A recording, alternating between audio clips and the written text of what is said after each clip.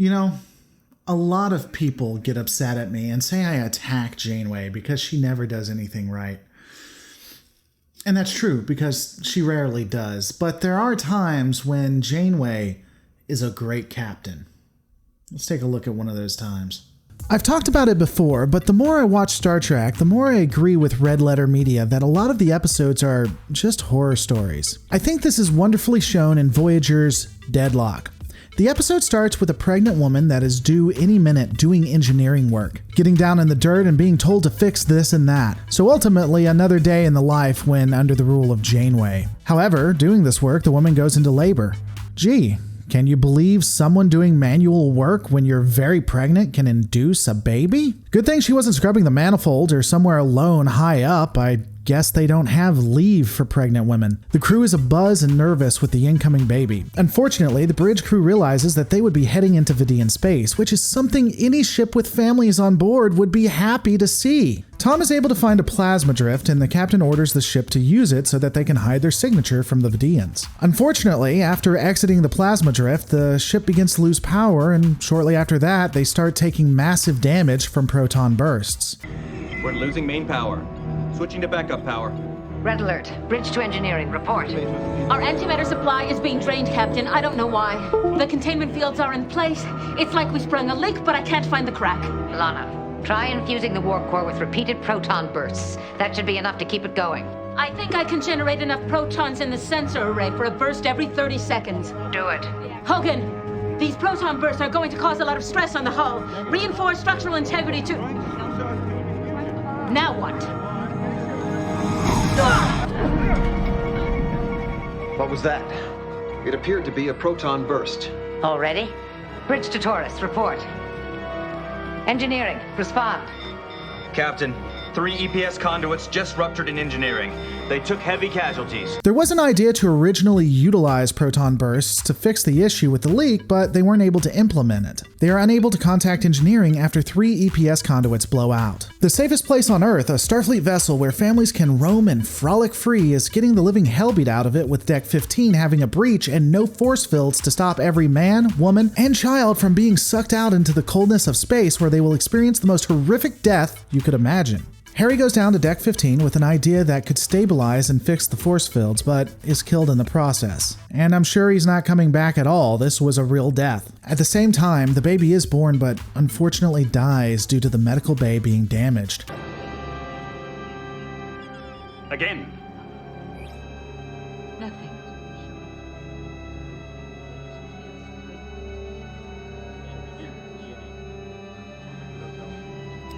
I'm sorry, Ensign.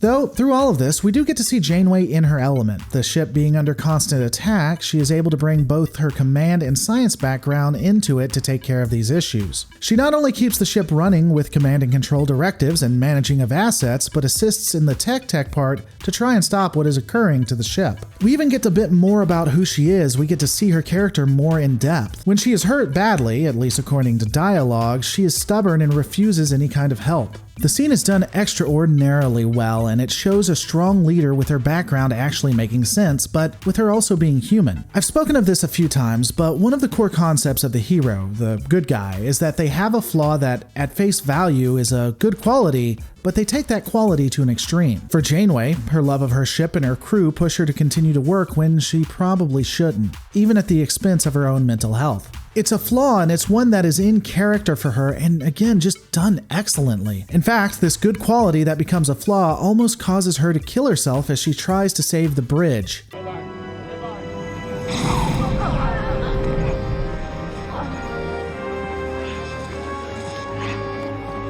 The magnetic field is collapsing. The hull is depolarizing.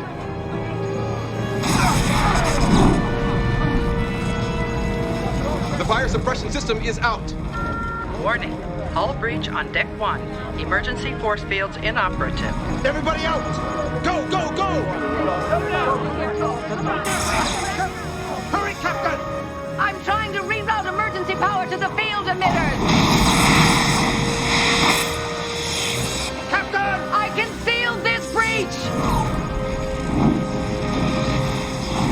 It's all in vain, however, as the bridge falls and they have to evacuate. For those who have watched this episode, you know that through a subspace field and scientific gobbledygook, there are actually 2 Voyagers that are attached. After leaving the drift, warp drive fails, and in an attempt to fix it, one Voyager begins running the proton burst, which then begins destroying the other Voyager, which is how we got here. The ships were duplicated because apparently you can duplicate matter, but not antimatter, so the 2 vessels are linked at the warp drive. Ultimately, the 2 vessels are able to link up and communicate after some fancy technical work. They do attempt to merge the ship together, but it fails, and now the unharmed Voyager has a tough choice. Begin the proton burst to save their ship, or do nothing, and ultimately both ships will be without power and everyone dies. Janeway comments on how she can't unilaterally make the decision and decides to go talk to the other Janeway. Again, this is taking a character, taking Janeway, that sees her situation, doesn't freak out over a ticking time bomb dilemma, and tries to find a way to save everyone. It's very Starfleet, it's very science officer, it's very command officer, and it's very well done. Janeway talks to her counterpart in what I think is an excellently done scene. In fact, it's really hard to tell where they edited the things together.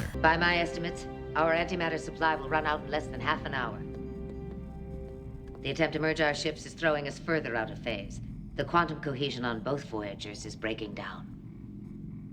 Just like the original Kent State experiment. The duplicate atoms couldn't occupy the same point in space-time for very long before mutual annihilation. What are our options?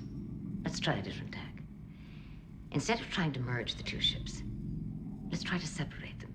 Maybe we could divide the antimatter between us. I'm afraid not. We've been studying that theory. B'Elanna tells me that any attempt to disrupt the antimatter supply would destroy us all. What about evacuating your crew to my ship? It might get a little crowded, but we could manage. We've been studying that theory, and my B'Elanna tells me that sending any more than 5 to 10 people through the rift would radically alter the atomic balance of the 2 Voyagers. We'd both be destroyed.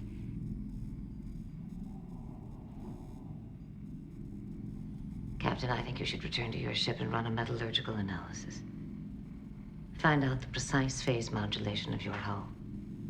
I'll do the same here. Maybe we can find a way to realign the phase displacement. You're going to self-destruct your ship. What makes you say that? Because that's what I would do if your Voyager were intact, and my Voyager were crippled, my crew wounded or dead. I'd sacrifice my ship so that yours could survive. Then I'm glad we agree. Go back to your ship. I didn't say I agree, I said I understand.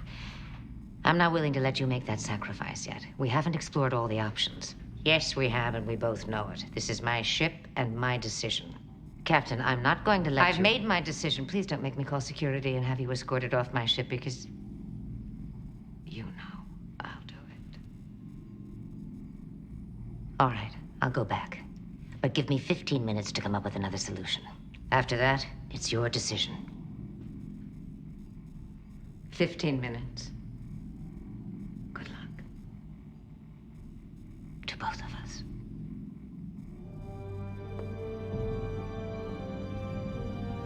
The 2 discuss splitting the ship apart, which won't work. They also discuss evacuations into the good Voyager, which also won't work. Both of these options would result in the destruction of both ships. The Janeway with the Voyager that hasn't been beat to hell tries to object, but none of that will be had. Jesus Christ, writing this is getting difficult to do. I'm trying to figure out how to explain which Janeway is which. I need to just give them a number. There is an idea to merge the 2 back together through a different method, but they won't be able to initiate it. A Vidian ship pulls out of warp detecting them and is able to attack the ship that hasn't sustained any damage. The weapons were taken offline due to the proton burst from the good Voyager, and it would take several hours to get them back on. Cause when you don't have warp, taking your weapons offline is just the smart thing. As the Vidians continue their attack, only the Voyager that wasn't damaged by protons bursts is hit. They then begin to board that Voyager and start harvesting the organs of the crew that are still alive. Thank God Starfleet believes that it's okay that families should be on their ships, or this might be horrifying. Janeway, on the ship being boarded, wanting to defend the ship that wasn't being boarded, orders the self-destruct. Destroy this ship. I don't suppose there's any way I can change your mind. I know how stubborn you can be. True. But there is something else I can do for you. I'm going to send Harry Kim through the rift with Ensign Wildman's baby. Somehow, it seems only fair. We'll be waiting for them. Just make me a promise, Catherine. get your crew home. I will. I will.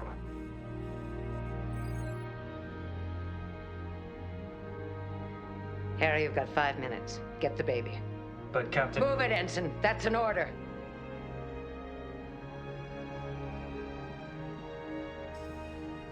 Computer, initiate the self-destruct sequence. Authorization Janeway Pi 110. Set it 5 minutes and mute voice warnings.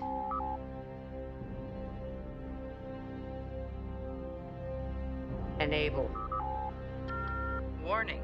Self-destruct sequence has been initiated. Warp core overload in 4 minutes, 55 seconds. There will be no further audio warnings. Apparently Vidians can't hear audio alarms, which you think would resonate throughout the ship, even if it's only once when they set it to silent alarm.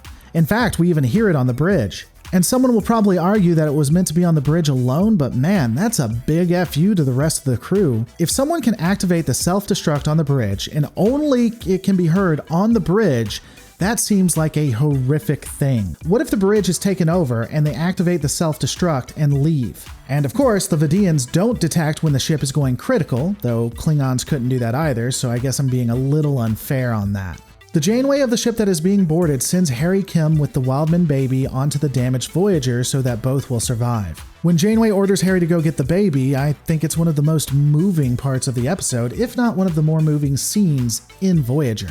As the Vidians make it onto the bridge, Voyager explodes, destroying the Vidian ship, yet not the other Voyager. I guess warp core breaches only move up now. And there you have it. An actual episode where it makes a lot of sense. She was a strong leader, she knew exactly what she was doing, and she made the right calls. Both Janeways, I think, in this instance, did what they had to do, and it really showed in the episode. Except for the fact at the end where she acts like everything is fine. First off, she goes off and starts talking about how she doesn't know if she wants to blow up the ship or not. And you know, that makes sense. Have some self-reflection. Then she talks to Harry. Not her Harry, by the way. A duplicate Harry who brought a duplicate child. A child died, by the way. A ton of people died. And all of a sudden, it's like it's just a part of this being Starfleet. It's a part of the uniform. Who the fuck makes all this stuff?